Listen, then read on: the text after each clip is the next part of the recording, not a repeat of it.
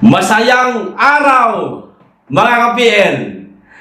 Sigurado ho ako na matatawa na lamang ho kayo, mga kababayan, dito sa dalawang balita na malalaman ho ninyo. Unahin ko itong pinakabagong isinagawang survey, mga kababayan, ng Okta Research. Ang sabi, mas maraming Pilipino ang sumusuporta sa administrasyon ni Pangulong Ferdinand Bangag Marcos Jr. kaysa sa kampo ng mga Duterte. Mga kababayan, maniniwala kayo sa isinagawang survey ng Okta Research? Kayo na lamang po ang sumagot sa tanong ko, mga kababayan. Kasi kung ako ang tatanungin tungkol dito, makailang beses na tayong gumawa ng survey, mga kababayan, panahon pa lamang po ng maisog. Ayan, kasagsagan mo ng maisog. Ayan, habang nagko-cover tayo sa maisog, naitatanong po natin sa ating mga kababayan kung kaninong administrasyon ang mas mainam at pinaka nagugustuhan at sinusuportahan ng ating mga kababayan. Walang ibang sinasagot ang ating mga kababayan. Luzon, Visayas at Mindanao. Saksi kayo, mga kababayan, narating namin ang mga lugar na yan. Ang sinisigaw, Duterte ang sinusuportahang administrasyon ng ating mga kababayan hanggang sa ngayon. Pero iba po ang ginawang survey ng Okta Research. Hindi ko hinuhusgahan ang Okta Research, mga kababayan. Binabasa ko lamang po itong na-publish po ng UNTV. Anila, survey di umano ito ng Okta na di hamak na mas maraming sumusuporta sa administrasyon ni Ngag-Ngag kaysa kay dating Pangulong Duterte. What? Tuloy ko yung basa. Ito ang lumabas sa pinakabagong survey ng Okta Research, mga kababayan. May video. Ganito ko lang po, pakinggan po natin. Makikita nyo rin naman Okay, para mas klaro ho. Ito simulan ko yung video nang malaman po ninyo ang balita ng UNTV. Pero lilinawin ko, hindi po UNTV ang pinatutungkulan natin dito kundi itong survey na ginawa ho ng Okta Research. Ito na. Mas maraming Pilipino sumusuporta sa administrasyon ni Pangulong Ferdinand Marcos Jr. kaysa sa kampo ng mga Duterte. Ito ang lumabas sa pinakabagong survey ng Okta Research. Base sa tugon ng masa survey na isinagawa noong nakaraang buwan, 36% ng mga Pilipino ang sumusuporta sa administrasyon ni Pangulong Ferdinand Marcos Jr. habang 18% ang pabor sa mga Duterte.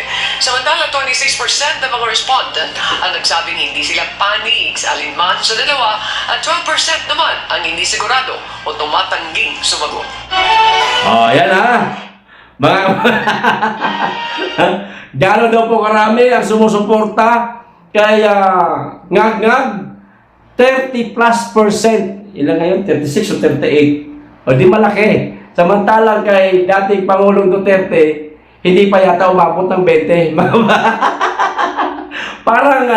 Parang baliktad yata ang ginawang survey ng Okta Research, mga kababayan, kasi makailang beses na tayo nagsagawa ng survey Kahit yung mga vlogger nga na kilalang dating BBM vlogger na ngayon, hirap na hirap nang ipagtanggol si Bangag dahil wala namang nagawang proyekto, di ba? Kaya sila bumaliktad, nagsagawa ng survey sa Kalakhang, Maynila, na hanggang ngayon ang sinisigaw ng ating mga kababayan ay Duterte pa rin.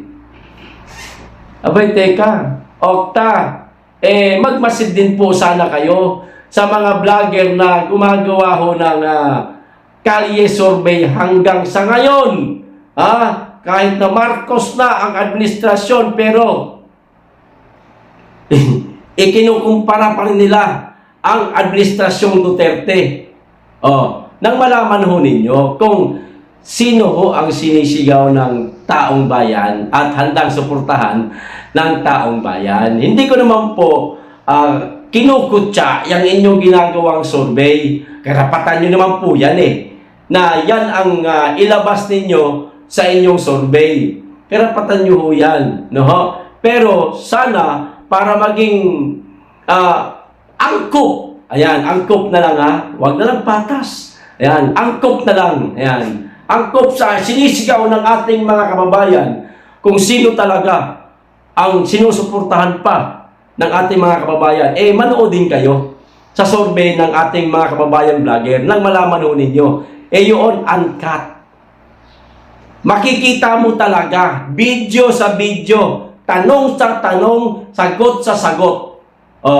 Maliwanag.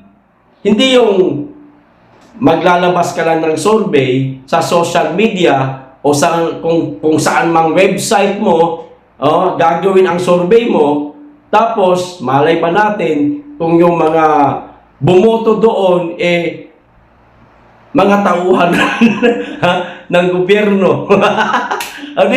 Siguradong mananalo talaga ang administrasyong Marcos. Di ba, mga kababayan? Pero kung ako, halimbawa ako, meron akong sariling survey firm company, mga kababayan, at lalapitan ako ng isang politiko na wala namang nagawa, walang big ticket project, no? Wala na ibang ginawa kundi puro ayuda. Utang dito, utang doon, benta ng gold, benta ng kung ano-ano mang mga maliliit na property ng Pilipinas. Tapos lalapitan ako. Baka pwedeng gumawa ka ng survey. Tapos ilabas mo sa survey mo, mabango ako. Marami pa rin sumusuporta sa akin. Ay, hindi ko gagawin, mga kababayan. Bakit? Kredibilidad ko ang nakasalalay dito. Kung ano ang totoong sigaw ng ating mga kababayan, yun ang sasabihin ko. Ayan. Pero, lilinawin ko lang, hindi ko po pinatatamaan ang Okta Research, mga kababayan, Ang sa akin lang, kung sakasakali na meron akong survey firm, hindi po ako tatanggap ng bayad para baluktutin ang katotohanan. Doon tayo sa totoo. Nang malaman ng ating mga kababayan kung ano talaga ang sigaw ng ating mga kababayan, hindi yung sigaw lamang ng politikong handa kang bayaran. Di ba? Ayos. Dito na tayo sa pangalawa, mga kababayan. Ito namang matindi itong isa, mga kababayan. Ito, ayan. Tatamaan dito si Ngag-Ngag. Itong inilabas po ng COMELEC na guidelines. Ayan, Ang sabi ho dito sa balita, bawal ang bullying at diskriminasyon sa panahon ng kampanya, mga kababayan. Guidelines para sa anti-discrimination fair campaigning inilabas ng COMELEC, mga kababayan. So, naglabas po ng guidelines ang COMELEC na bawal nga po itong bullying at diskriminasyon na campaigning, mga kababayan, na pinasimulan po mismo ni Mr. President. Sino ba nauna na mang-bully at mang-discriminate? Di ba? Si Bangag, mga kababayan. Di ba? Ano sabi niya? Yung mga katunggali daw nila, yung ibang partido daw, which is wala naman sa ibang pinatatamaan, kundi ang PDP laban lang naman. Parang nagdi-deliver lang daw ng suka. Ngayon, matatalino, itong tinatawag natin ngayon na Team Suka, mga kababayan, na handa naman natin suportahan, ibinalik kay Bangag yung pang-aasar niya. sinampal sa kanya ngayon. Tanggalin yung sombrero ko. Isinampal tuloy ngayon sa kanya, mga kababayan. Ngayon, sabay biglang naglabas ng guidelines ang COMELEC. Teka bawal na kayo magbuli-buli. Bawal na ang diskriminasyon. Teka, ang tanong ko, sa mga nagdaan bang halalan, mga kababayan, na nasaksihan po ninyo, naglabas ho ba ng guidelines ang COMELEC katulad ho nito na bawal ng bullying at diskriminasyon? Ako sa pagkakatanda ko lang parang ngayon lang ito nangyari, mga kababayan, sa Administrasyong Marcos. Sino kaya ang nasa likod nito? Nagtatanong lang ako Wala akong binabanggit na pangalan, hindi ko rin dinadawit ang COMELEC. Ako'y nagtatanong lang na sino kaya ang nasa likod nitong ginawa ng COMELEC? Hindi kaya yung isang mama na masyado nang nasasaktan at natatamaan sa patutsada ng mga taga-PDP dahil inunahan niya Di ba? Sige, mauna ka at nagtatapusin naman ng mga taga-PDP. Yan ang mahirap sa atin ngayon, mga kababayan. Lahat na lang talaga. Di nyo napapansin, lahat ho, pinatitikom nila. Ayan, pinatatahimik nila. Kapag ka nasasaktan ho sila, mantalang sila ang nauna, kapag ka nasaktan sila, pinatatahimik nila. Biglang may lalabas na katulad nito, at ng kung ano-ano pa. Di ho ba? Di ba kayo nasanay na tayo, mga kababayan, sa ganitong klaseng kampanya, yung batuhan ng putik, kampanya nga Kahit sa Amerika, nangyayari itong ganito Batuhan ng putik yung magkabilang partido Di ho ba? Sa Pilipinas pa, mga marites ang mga politiko. Di ho ba? Nasanay na tayo sa ganito. At saka parang boring naman kapag walang bakbakan. Maganda kasi yung merong konting batuhan ba kasi ang saya sa natutuwa tayo kapag nagbabatuhan ng putik yung magkabilang panig. Paunahin na natin ang paunahin itong team sinusuka, mga kababayan.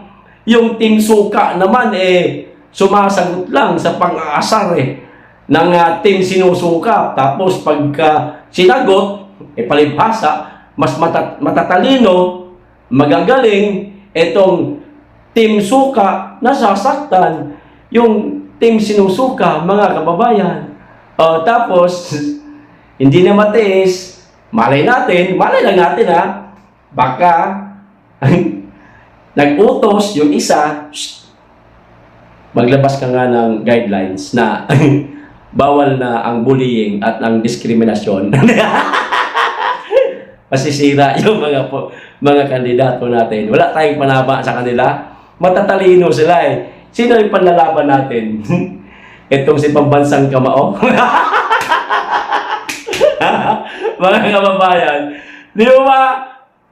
At meron akong ikikwento sa inyo bago tayo magtapos. Merong isang politiko, mga kababayan, na kapag siya na ho ang nagsalita, may hawak ng mikropono, nahihiya na lamang pong magsalita yung kanyang mga kasamahan na kandidato rin sa pagkasenador. Kasi kung ano-ano ho ang sinasabi, di umano nitong mamang ito. At plano di umano itong alisin sa grupo nila. Kayo na lamang po mag-isip kung sino yan, mga kababayan. Hanggang dito lang. Maraming salamat. Mag-iingat kayo lagi at higit sa lahat, mahalin natin ang Pilipinas.